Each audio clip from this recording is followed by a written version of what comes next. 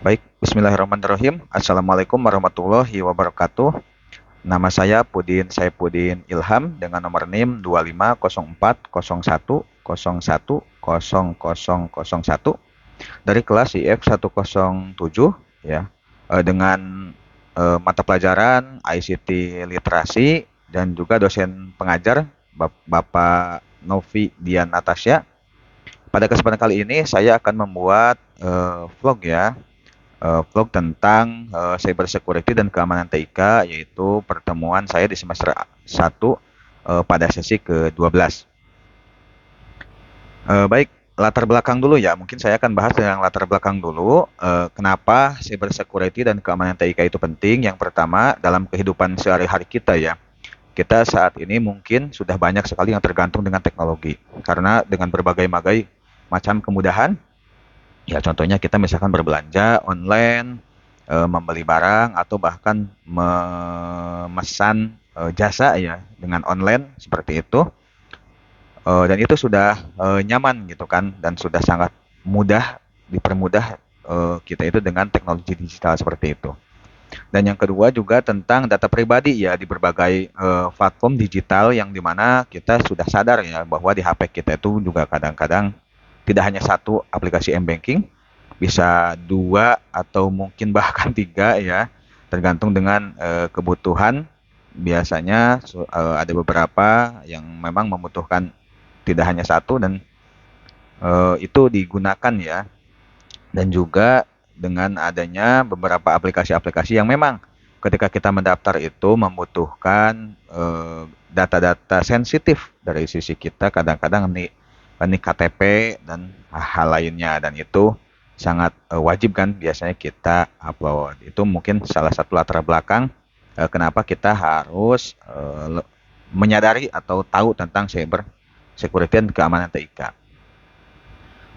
Pengertian dari cyber security sendiri itu adalah upaya untuk melindungi sistem komputer, jaringan, dan data serangan digital. Jadi itu adalah salah satu upaya kita dari latar belakangnya tadi saya bahas di awal. Itu berarti kita harus bisa ya untuk melindungi keamanan jaringan atau bahkan data-data kita yang dari serangan digital. Yang kedua adalah tentang melindungi dari peretasan, pencurian data, atau virus, bahkan penyalahgunaan informasi. Jadi jangan sampai data sensitif kita bisa dimiliki oleh orang dan digunakan untuk hal yang tidak diinginkan. Pengertian keamanan TIK sendiri itu lebih luas ya konsepnya. Konsep yang lebih luas dari cyber security meliputi keamanan perangkat keras, perangkat lunak, jaringan, dan bahkan ke tingkat pengguna ya seperti itu. Banyak sekali. Selanjutnya adalah contoh ya, contoh dulu, contoh tentang ancaman cyber. Banyak sekali yang mungkin saat ini lagi ramai adalah phishing ya, dimana phishing itu kan kita bisa analogikan orang yang sedang memancing ya. Phishing memberikan umpan biasanya berupa link ataupun file yang dikirimkan ke email dengan kalimat ya, dengan kalimat yang seperti harus buru-buru kita klik ya. Saya pernah terjadi soalnya. Jadi kayak silahkan klik link ini agar eh, apa namanya, misalkan m-banking Anda tidak terhapus gitu kan. Jadi kalau orang tidak gitu kan, itu mungkin akan langsung tiba-tiba klik aja gitu kan, seperti itu. Itu ancaman yang secara cyber yang harus kita eh, sadari ya, seperti itu. Tentang adanya juga malware dan virus. Ini juga harus hati-hati dengan lisensi atau kita kan ya mungkin beberapa masih ada yang menggunakan bajakan dan yang lainnya, itu juga harus diwaspadai ya. Dan juga tentang pembobolan akun media sosial. Nah, ini banyak sekali juga saudara, kadang teman saya juga yang menanyakan tiba-tiba Facebooknya digunakan oleh orang memposting gambar-gambar dan video yang tidak diinginkan.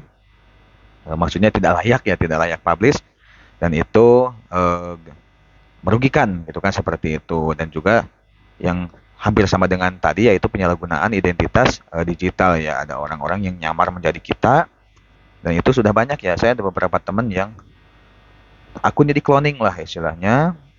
Tiba-tiba ada datang ke pesan meminjam uang. Itu adalah contoh tentang ancaman-ancaman dari cyber ya, seperti itu. Apa dampaknya jika keamanan tidak dijaga ya? Misalkan kita abai sekali dengan keamanan data digital kita seperti itu, apa yang akan terjadi? Ya, di antaranya adalah kehilangan data penting ya. Data penting kita akan hilang, dibobol oleh orang dan dimanfaatkan kembali oleh orang, dan juga ada juga tentang kerugian finansial yang dimana yang tadi saya sampaikan, tiba-tiba eh, kita minjam uang ke orang lain sehingga kita harus mengganti uang itu, atau bahkan ada yang menyusup ke m-banking kita dan melakukan transfer ke rekening lain seperti itu, dan hal lain sebagainya. Dan juga yang selanjutnya yang lumayan besar juga, yaitu kerusakan reputasi, baik itu pribadi ataupun mungkin misalkan kita kerja di perusahaan atau sebuah organisasi ya, yang akan rugi reputasi kita dan juga reputasi dari organisasi. Nah, makanya dari sisi itu betapa pentingnya dan kita harus sadar tentang bagaimana menjaga dan menerapkan tentang cyber security dan keamanan TIK ya, seperti itu. Selanjutnya adalah penerapan cyber security ya dalam kehidupan sehari-hari. Lalu apa sih yang harus kita lakukan dalam kehidupan sehari-hari agar kita terhindar dari hal-hal yang tidak diinginkan dari ancaman cyber dan juga dari dampak-dampak keamanan yang tidak kita jaga ya. Berarti yang harus kita lakukan dalam sehari-hari adalah penggunaan password yang kuat dan unik. Jadi untuk penggunaan password, teman-teman ataupun kita semua itu harus sadar bahwa password itu ya diusahakan sesusah mungkin. Ya seperti itu. Kadang-kadang kita kan nyari yang mudah-mudah aja, misalkan contoh seperti admin, username admin, password admin. Aduh, itu kan sudah sangat umum sekali ya, dan hindari hal-hal yang umum seperti itu. Yang selanjutnya yang sangat eh, penting adalah mengaktifkan verifikasi dua langkah. Nah, ini contohnya verifikasi dua langkah itu misalkan kita harus akan masuk ke email, ternyata harus ada verifikasi dulu ke nomor handphone. Jadi keabsahannya, jadi ketika ada orang masuk itu bisa terjaga ya, tidak hanya mengetahui password aja, tapi dia juga harus mengetahui tentang PIN ataupun OTP. Yang selanjutnya tidak sembarangan mengklik link atau mengunduh file. Jadi ketika ada ancaman tiba-tiba dari yang tadi saya sampaikan, misalkan ada email tiba-tiba, oh, silahkan segera klik link ini agar Instagram Anda tidak dihapus misalnya. Nah, kita harus teliti itu kan, ah ini apa nih, ini linknya kemana nih, ini URL-nya kemana nih, atau jika kita memang awam sekali ya boleh ditanyakan ke yang tahu lah ya, seperti itu. Yang selanjutnya yaitu kalau misalkan kita depan komputer dan juga pengguna handphone, maka jangan lupa untuk selalu memperbarui ya sistem dan aplikasi yang ada di handphone kita gitu kan, sering-sering update di Play Store, ada aplikasi-aplikasi, atau mungkin di sistem-sistem Android-nya versi berapa, sekarang udah versi berapa, sangat saya sarankan untuk selalu mengupdate ya, karena kalau misalkan kita tidak update eh, akan sangat rawan ya. Biasanya adanya update itu karena adanya eh, apa namanya ya, ya bug atau pintu yang terbuka yang bisa dimanfaatkan oleh orang lain untuk mencuri atau mengambil data kita.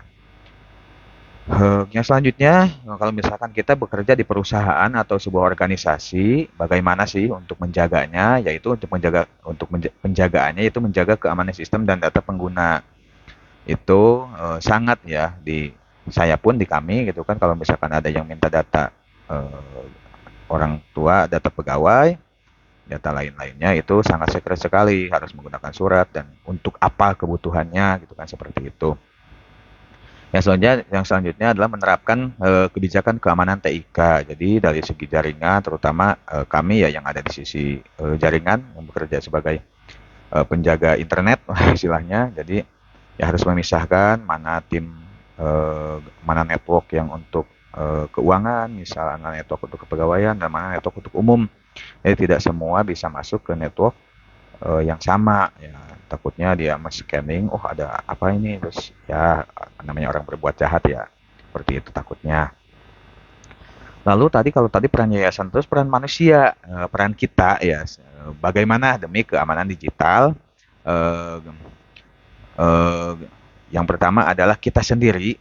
Kita sendiri adalah sebagai faktor terpenting ya dalam keamanan digital. Jadi kita harus berusaha untuk melek dan sadar tentang digital. Dan juga kita harus selalu mengupgrade, mengedukasi diri kita sendiri tentang keamanan-keamanan digital itu seperti apa dan bagaimana langkah-langkahnya seperti itu. Jadi nggak bisa kita hanya diam saja ya, tapi kita harus update terutama di saat ini ya dengan kemajuan teknologi yang begitu cepat. Terus masih kita lagi dalam hal tanggung jawab kita penggunaan teknologi gitu kan. Kita menggunakan teknologi itu harus seperti apa sih? Gitu kan. Yaitu menggunakan teknologi secara etis ya. Kita pasti paham lah bagaimana bersosial media, bagaimana bertetangga, bagaimana melakukan suatu hal yang wajar dan eh, apa namanya sewajarnya lah seperti itu. Dan juga jangan sampai menyebarkan hoax. Hoax itu berita yang tidak benar ya atau mungkin belum kita cek kebenarannya tiba-tiba kita share itu juga jangan.